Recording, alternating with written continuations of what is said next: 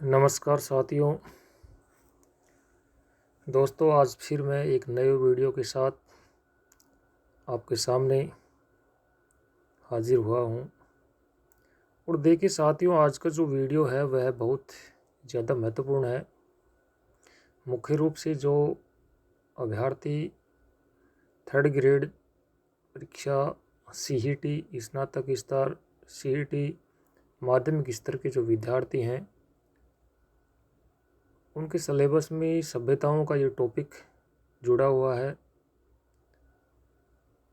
जिनमें कालीबंगा, बैराठ, आहड़, गणेश्वर, बालाथल आदि सभ्यताएं जुड़ी हुई हैं। और देखिए, हर परीक्षा में हमेशा ही इन सभ्यताओं से 2 या 3 प्रश्न अवश्य पूछे जाते हैं।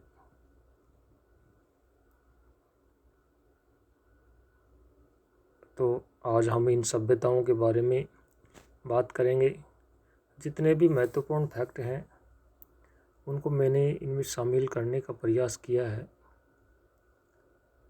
और इसके बाद मैं इन सभ्यताओं से जितने भी महत्वपूर्ण प्रश्न बनते हैं उनका एक और वीडियो बनाऊंगा, जिससे कि ये टॉपिक आपको अच्छी तरह से क्लियर हो जाए, कोई भी प्रश्न परीक्षा में छूट न पाए। इसलिए प्रश्नों का एक और वीडियो आपके सामने आएगा। और मैं आपको बता दूं, मैं ये टॉपिक पढ़ा रहा हूँ उनका सोर्स क्या है। ये राजस्थान बोर्ड के अंदर जो किताबें चल रही हैं, जो वर्तमान में NCERT का कोर्स है, उससे पहले वाला कोर्स था। और पैनोरमा बुक, लक्ष्य बुक का मैंने सहारा लिया है।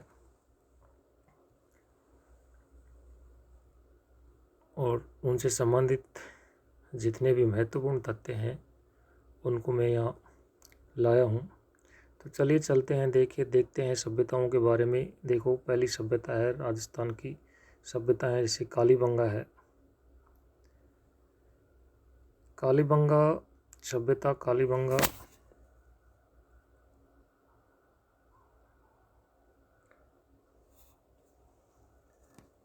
का अर्थ है काले रंग की चूड़ियाँ, अर्थात काली चूड़ियाँ। और जो कालीबंगा सभ्यता है, आज़ादी के बाद ये भारत में खोजा गया पहला स्थल है। इसकी खोज अमलानंद घोष ने 1952 में की। 51-52 भी लिखा आता है, लेकिन 1952 में। नदी है घग्गर, सरस्वती, प्राचीन सरस्वती, वर्तमान घग्गर नदी। और ये हड़प्पा कालीन सभ्यता है।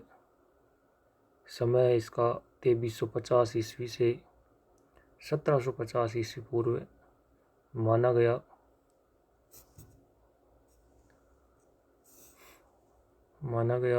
और इसका उत्खनन 1961 से 1969 बीबी लाल व BK थापर द्वारा किया गया। ये इनकी विशेषताएं देखिए, ये नगरीय सभ्यता है। और इस सभ्यता से जुते हुए खेत के साक्ष्य मिले हैं।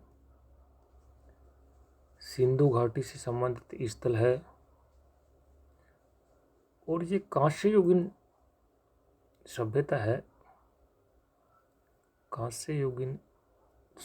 है।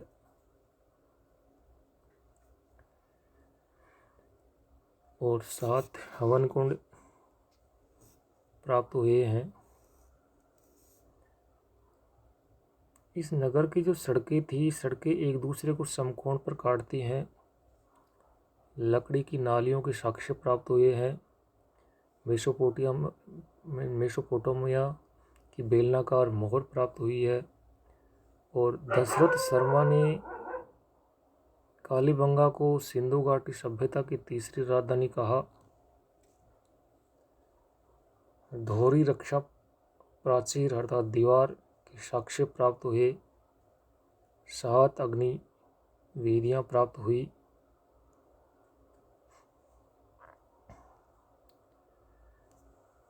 ये देखिए कालीबंगा से सामरिक महत्व की किलेबंदी के अवशेष प्राप्त हुए। कालीबंगा से लाल धरातल पर काले रंग के मृदभांड प्राप्त हुए। और एक सभ्यता है कोटदीजी। कोटदीजी पाकिस्तान की सभ्यता है। इस कोटदीजी में कालीबंगा से मिलते जुलते कुछ अवशेष प्राप्त हुए हैं। यहाँ देखिए, यह मकान कच्ची ईंटों से निर्मित थे और कालीबंगा में 2 फसलों के साक्ष्य मिले हैं, चना और सरसों।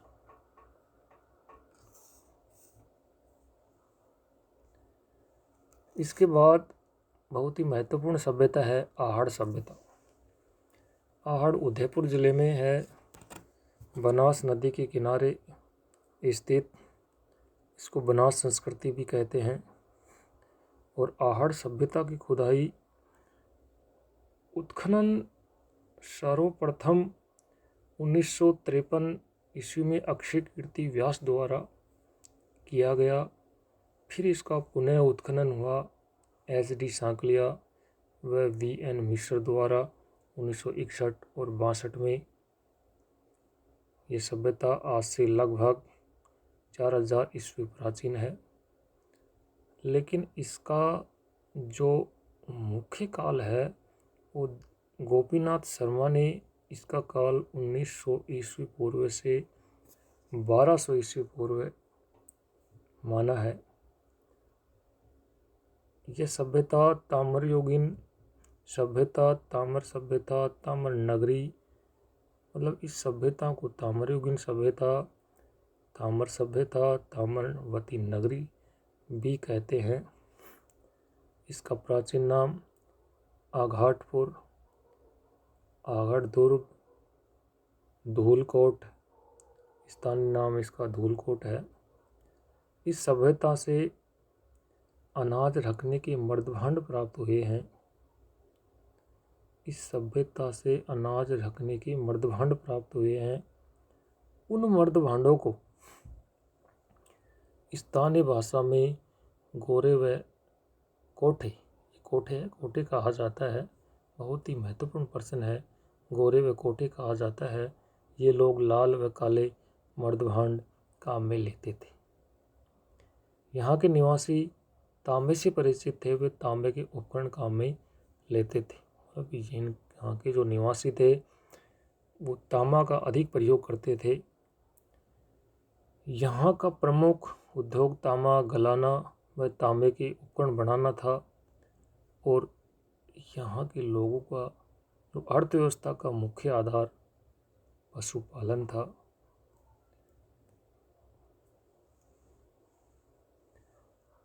ग्रामीण संस्कृति थी। आहड़ संस्कृति ग्रामीण थी। कालीबंगा संस्कृति नगरीय थी। और आहड़ जो सभ्यता है वो कांस्य युगीन, आहड़ सभ्यता ताम्र युगीन सभ्यता थी, जबकि कालीबंगा सभ्यता कांस्य युगीन सभ्यता थी। यहाँ के निवासी पशुपालन करते थे। आहड़ में तांबे गलाने की भट्टियाँ प्राप्त हुई हैं। लेपिस लापूजी, ये एक पत्थर है, ये भी इस सभ्यता से संबंधित ही है। लेपिस लापूजी नाम का पत्थर। एक घर में 6 चूल्हे एक साथ के साक्ष्य मिले हैं। मतलब संयुक्त परिवार प्रथा थी। ये लोग कृषि करते थे। बनासियन बुल, ये बनासियन बुल संबंधित, इनसे ही संबंधित शब्द है हड़प्पा संस्कृति से। इसके बाद गणेश्वर जो सभ्यता है वो नीम का थाना सीकर में है। भारत की ताम्रयुगीन सभ्यताओं की जननी, ताम्रयुगीन सभ्यताओं की जननी है, क्योंकि ताम्रयुगीन सभ्यताओं में सबसे प्राचीन है, इसलिए ये ताम्रयुगीन सभ्यताओं की जननी कहा जाता है। नदी इसकी कांतली है। सीकर के नीम का थाना। उत्खनन इसका 1977 में रतन चंद अग्रवाल। रतन चंद्र अग्रवाल द्वारा इसका उत्खनन हुआ 1978-79 में। विजय कुमार ने करवाया, मतलब इसका दोबारा उत्खनन हुआ। यहाँ से औजार प्राप्त हुए, कुल्हाड़े, तीर, भाले, सुइयाँ, और सबसे महत्वपूर्ण है मछली पकड़ने के कांटे। प्रश्न कई बार परीक्षाओं में आ चुका है। मछली पकड़ने के कांटे कहाँ से प्राप्त हुए, अर्थात गणेश्वर शिखर। यहाँ सबसे ज़्यादा तांबे की सामग्री प्राप्त हुई 2800 ईस्वी पूर्व हड़प्पाकालीन सभ्यता है। ताम्रयुगीन सभ्यताओं में सबसे प्राचीन इसलिए ताम्रयुगीन सभ्यताओं की जननी कहा जाता है।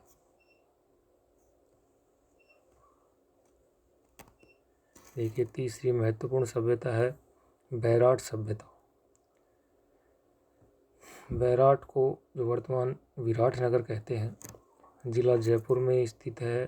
तहसील विराटनगर, नदी बाणगंगा।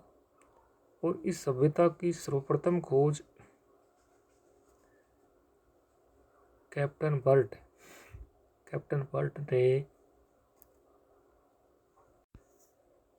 बर्ट ने 1837 बीजक की पहाड़ी से भाबरू शिलालेख से की। मतलब भाबरू शिलालेख बैराट सभ्यता से संबंधित है। और भाबरू शिलालेख वर्तमान में कलकत्ता में स्थित है। और इसका सर्वप्रथम उत्खनन दयाराम साहनी द्वारा 1936 और 37 में पुनः उत्खनन हुआ नील रतन बनर्जी तथा कैलाश नाथ दीक्षित द्वारा 1962 व 63 में। ये मौर्यकालीन सभ्यता है। यहाँ से सम्राट अशोक के शिलालेख मतलब प्राप्त हुए। बैराट से 36 मुद्राएं प्राप्त हुई, जिनमें 8 चांदी की पंचमार्क मुद्राएं हैं, 8 चांदी की पंचमार्क मुद्राएं, और 28 इंडो ग्रीक तथा यूनानी शासकों की हैं। 28 में से 16 मुद्राएं राजा मिनेंडर की प्राप्त हुई। ये प्रश्न भी परीक्षाओं में आ चुका है कि राजा मिनेंडर की विराटनगर से कितनी मुद्राएं प्राप्त हुई। 16 मुद्राएं। बैराट प्राचीन काल में मत्स्य जनपद की राजधानी थी। और बैराट जो सभ्यता है उनसे संबंधित स्थल बीजक की पहाड़ी, भीम जी की डोंगरी, महादेव जी की डोंगरी, गणेश डोंगरी, ये इनसे संबंधित स्थल हैं। बैराट अर्थात मत्स्य जनपद का विस्तार कहाँ कहाँ था। देखिए, ये मत्स्य जनपद था तो जयपुर, अलवर, टोंक, करौली, भरतपुर जिलों में इनका विस्तार था। भाबरू शिलालेख पर ब्राह्मी लिपि में बुद्ध, दम्भ और संघ शब्द लिखे हुए हैं। अशोक शिलालेखों की खोज किसने की। प्रश्न ऐसे बन सकता है कि अशोक के शिलालेखों की खोज सर्वप्रथम किसने की। Captain Burt. बैराट में बौद्ध संस्कृति के अवशेष प्राप्त हुए।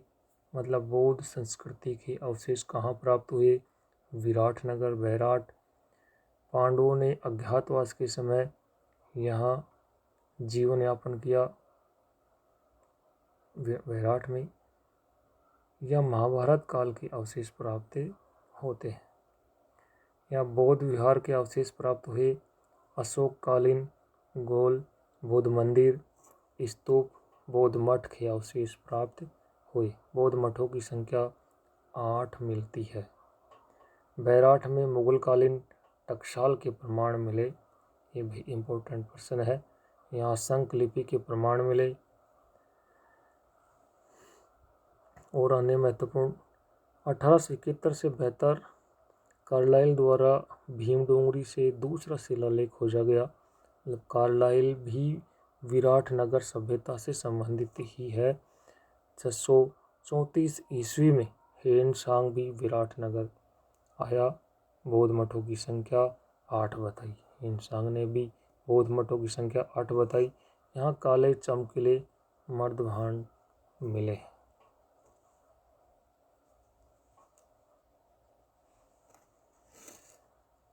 ये देखिए आगे जो सभ्यता है अपने जो सिलेबस में जुड़ी हुई है, ये बालाथल सभ्यता भी अपने रीट वाला और CET सिलेबस है, 3rd ग्रेड है, इनके सिलेबस में ये सभ्यता भी जुड़ी हुई है। तो बालाथल जिला उदयपुर में है, वल्लभनगर तहसील। उत्खनन खोज BN मिश्र 1993 में की।